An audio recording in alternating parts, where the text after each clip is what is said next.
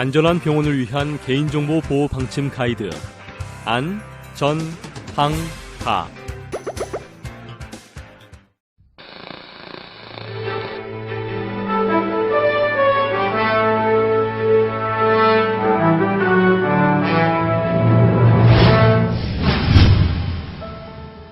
(2005년 5월 11일) A회사의 온라인 게임 회원들의 아이디와 비밀번호가 무방비로 노출되는 사건이 발생하였다. 이용자 정보를 암호화하지 않은 것이 화근이 된 것이었는데 A회사는 뒤늦게 상황을 파악하고 조치를 취해봤지만 이미 회원 정보는 무방비로 방치된 상태였다. 회원 일부가 개인정보가 노출돼 정신적 피해를 입었다며 소송을 제기하였고 법원은 PC 아이디도 온라인에서 개인의 인격을 대표하기 때문에 개인정보라 판단하여 A회사에게 피해 보상을 명령하게 된다.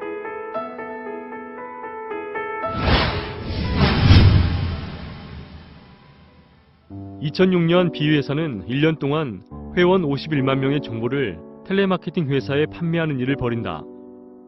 팔아넘긴 정보는 가입자 이름, 전화번호, 생년월일, 주소, 사용요금 등이었는데 법원은 B회사가 판 정보가 상품을 안내하거나 가입자를 유치하는 데 쓰였을 뿐이라며 1심에서 무죄를 선고하지만 결국 2심에서 B회사가 개인정보를 수집하고 이용한다는 동의를 회원에게 받았다 하더라도 예상할 수 있는 수준을 넘었다는 이유로 유죄를 선고하게 된다.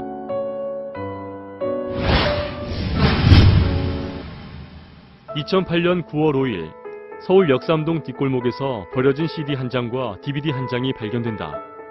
해당 CD와 DVD에는 A회사 회원 1125만 명의 개인정보가 담겨져 있었고 수사 결과 외주업체 직원 4명이 고객 정보를 빼내 판매하고자 한 사실이 드러나게 된다. 이들은 C회사 회원의 이름, 주민번호, 주소, 전화번호, 이메일 주소 등을 빼낸 것인데 이는 개인정보 유출 사건이 해킹 등의 외부 공격뿐 아니라 내부 요인으로 발생할 수 있다는 걸 보여준 사건이라 하겠다. 2013년 A은행과 B은행에서 개인정보 13만 건이 새어나가는 사건이 발생한다. 사건의 발생지는 외부가 아니라 내부 직원 소행으로 밝혀졌는데 A은행 대출 담당 직원 박아무개는 은행 내부 전산망에서 고객 이름, 휴대폰 번호, 대출액과 만기 일자 등 개인정보 3만 4천 건을 문서로 출력했으며 B은행 전산 프로그램 개발을 맡은 외부 업체 직원 이아무개는 고객 정보 10만 3천 건을 USB 메모리에 저장한다. 그러고선 이들은 고객 정보를 유출하여 대부 중개업자나 대출 모집인 사이에 건당 50원에서 500원에 거래한다. 도대체 이제는 은행에서도 개인정보가 유출되는 사건이 발생하니 은행을 믿지 못하면 어딜 믿어야 하는 것인가?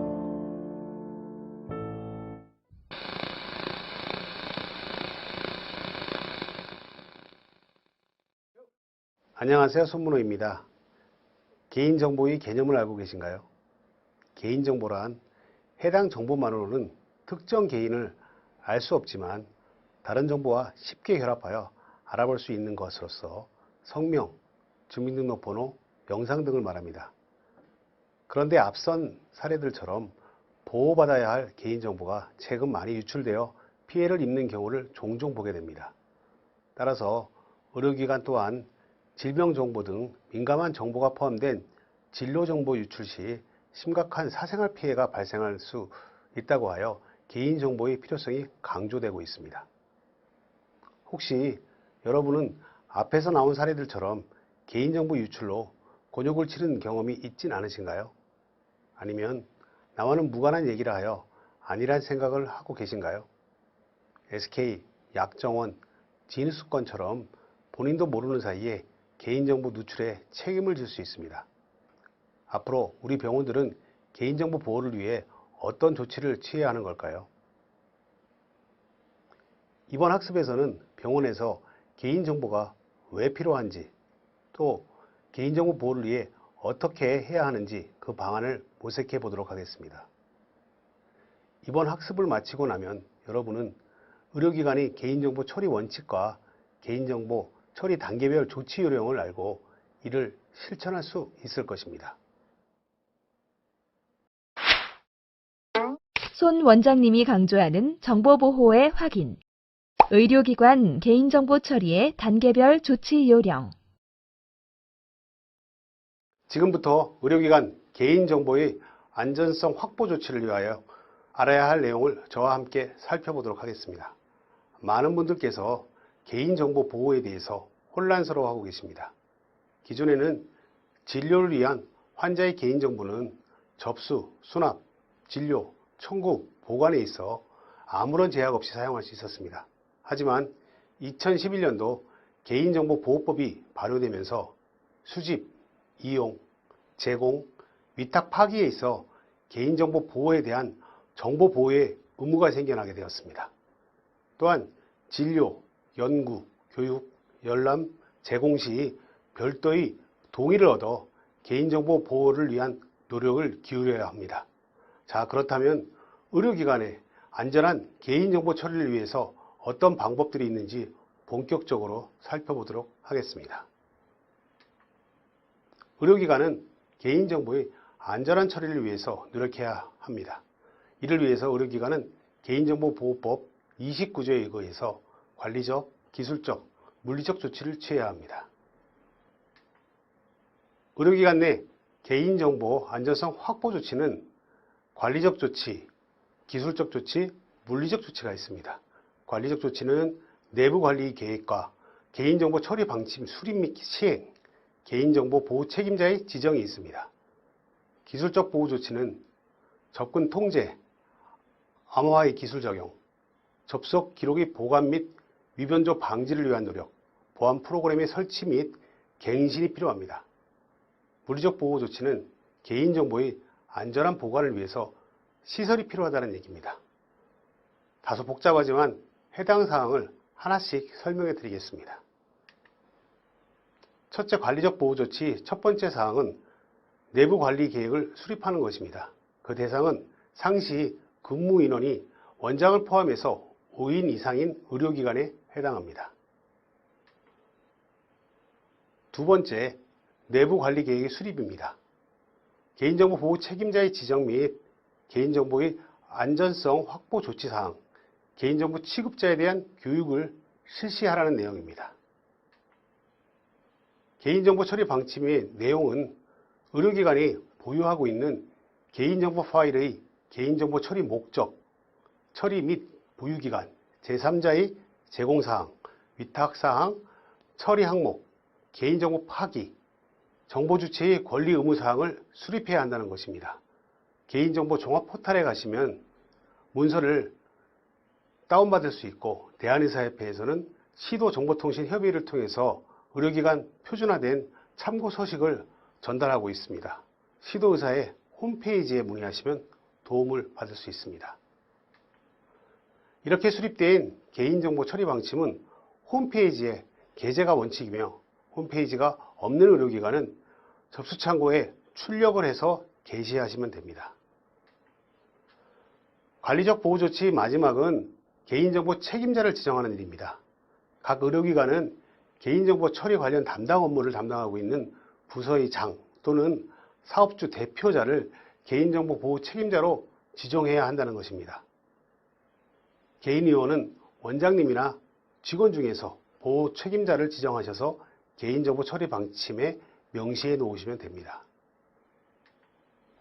개인정보 보호 책임자는 개인정보 보호 계획 수립 및 개인정보 파일 보호 및 관리 감독, 개인정보 보호 교육의 계획을 수립하고 시행하며 개인정보의 파기 등의 역할을 수행해야 합니다.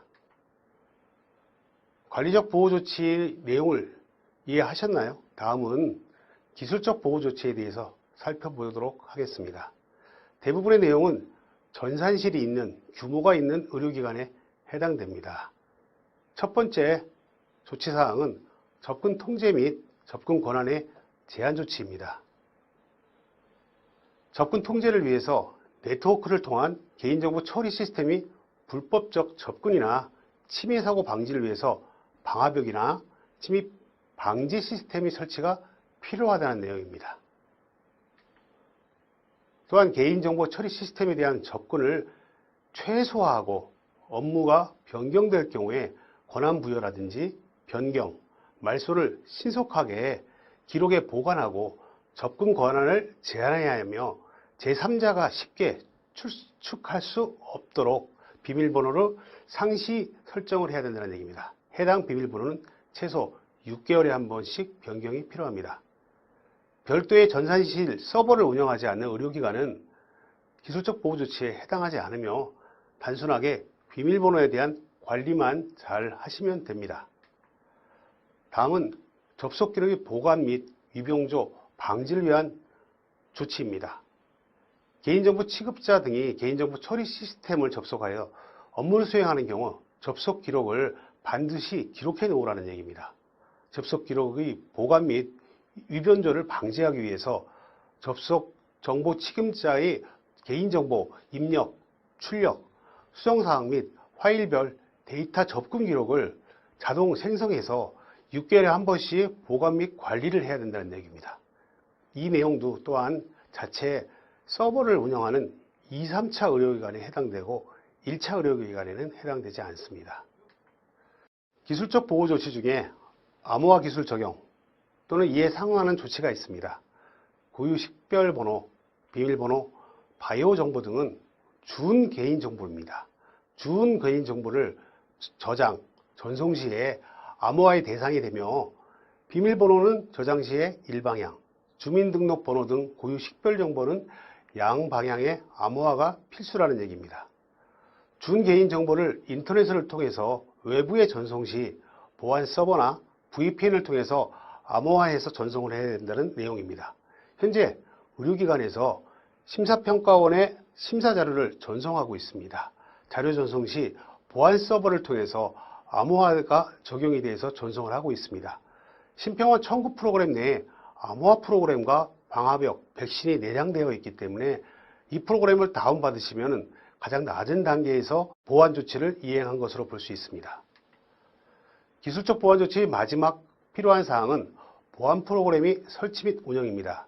이를 위해서 개인정보 처리자는 PC 등의 백신 프로그램 등의 보안 프로그램을 설치해야 되고 매일매일 업데이트를 하여 악성 코드가 설치되지 않도록 운영을 해야 합니다. 병원 프로그램을 통해서 위의 프로그램을 함부로 다운받으면 기술적 보안 조치에 위반될 수 있기 때문에 관리를 잘 하셔야 됩니다. 마지막으로 물리적 보호 조치입니다. 개인정보의 안전한 보관을 위해서 보관시설 또는 잠금장치를 설치해야 한다는 내용입니다. 별도의 통제된 공간에 전산실이나 자료 보관실을 설치를 해야 하며 보관시설을 마련하기 어려운 경우에는 잠금장치를 설치해서 안전한 장소에서 보관을 하라는 얘기며 개인정보가 담긴 서류나 보조 매체, USB 등의 보관을 위해서 캐비넷이나 보관함을 마련해서 보안 조치를 해야 된다는 얘기입니다.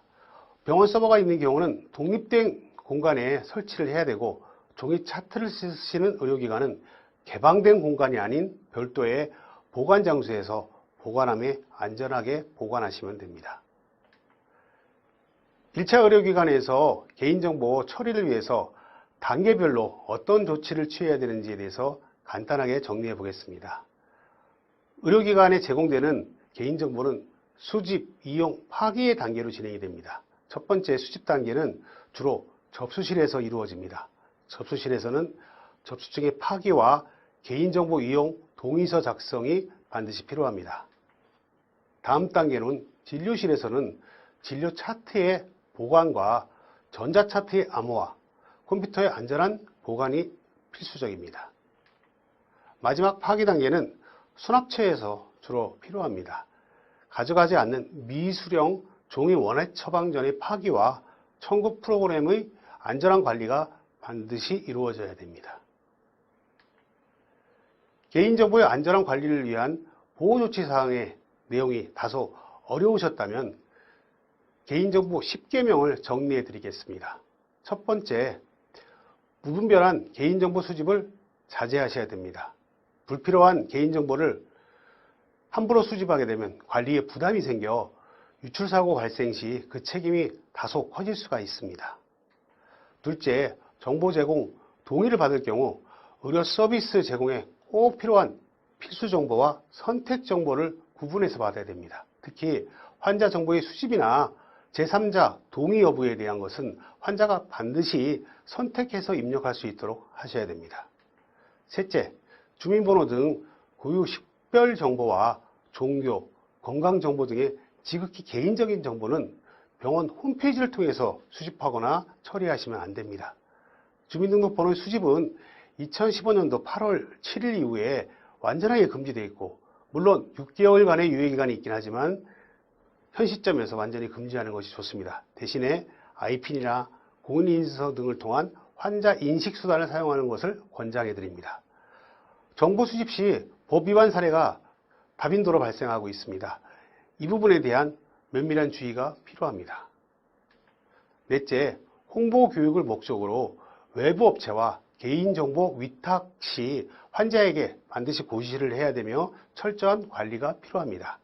병원 이전이나 휴업에 대한 정보를 위한 개인정보 이용은 가능하지만 단순한 홍보 목적, 교육 목적으로 환자의 개인정보를 위탁하는 경우에는 환자의 사전 동의가 반드시 필요합니다.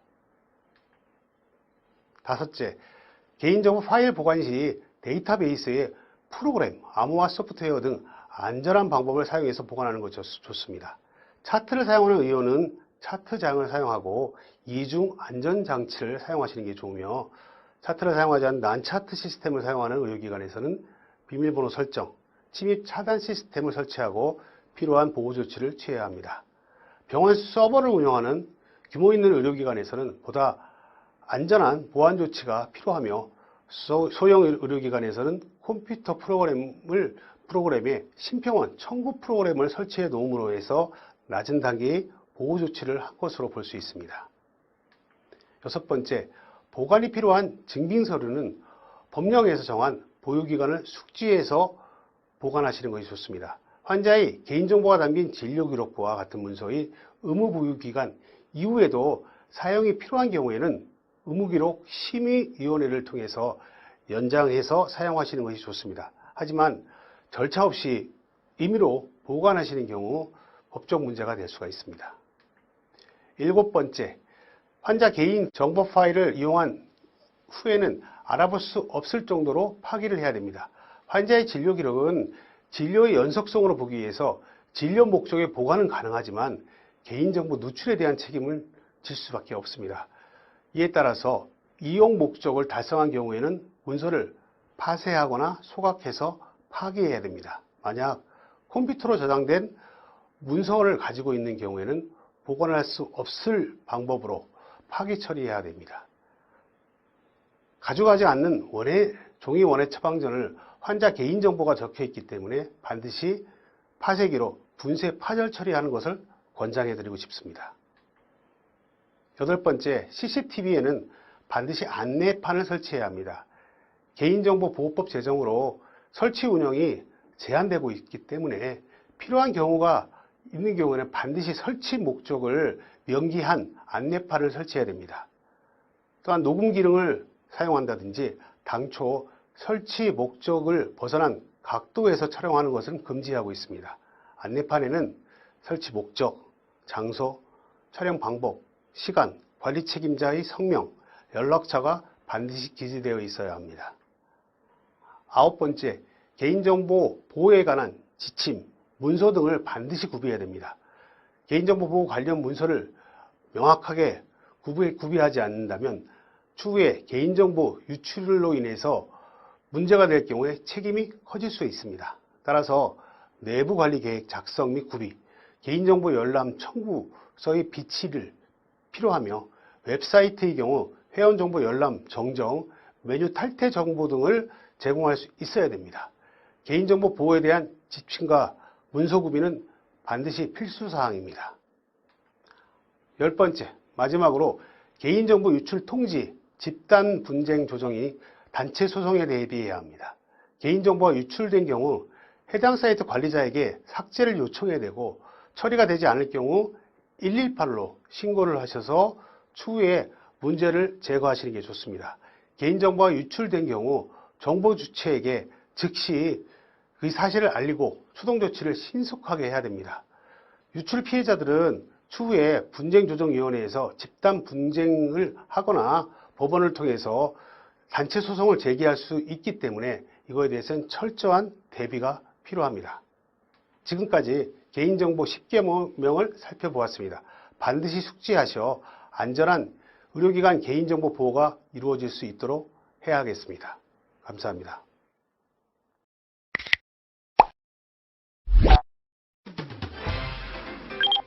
지금까지 안전한 개인정보 보호를 위한 방법들에 대해 이야기를 나눠봤습니다. 의료기관의 안전한 개인정보 보호를 위한 프로젝트 안, 전, 방, 가 이것으로 모든 학습을 마치겠습니다. 수고하셨습니다.